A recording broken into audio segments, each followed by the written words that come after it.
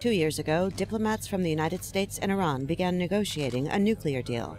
It was the first direct diplomacy between the two countries in more than 30 years. Analysts say the two nations are not suddenly friends, but both will benefit from a deal.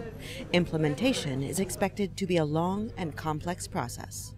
When you're talking about nuclear science, you're talking about engineering, you're talking about undoing a web of sanctions that, frankly, when they were put into place, nobody was planning on undoing them. So you have to try and reverse engineer steps in the nuclear realm and the scientific realm and, frankly, the political realm as well. Talks have included all permanent members of the UN Security Council and Germany, together nicknamed P5+1. But the two biggest players in the negotiations have been U.S. Secretary of State John Kerry and Iran Foreign Minister Javad Zarif. Both diplomats have been criticized at home, accused of dealing with the enemy.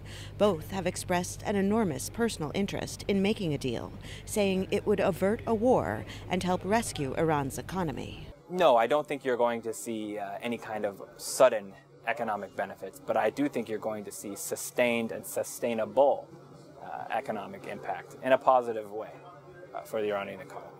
Iran's 2013 election of President Hassan Rouhani, seen as more moderate than former Iranian leaders, kick-started the negotiations. These talks became possible because Iranian people went out in an election, voted for Hassan Rouhani as a president, defied all odds when there was a very hopeless situation. Implementing the deal will be tricky, analysts say, as diplomats return to their respective homes to convince its opponents not only to accept the deal, but to accept an alternative worldview that includes Iran and the United States working together.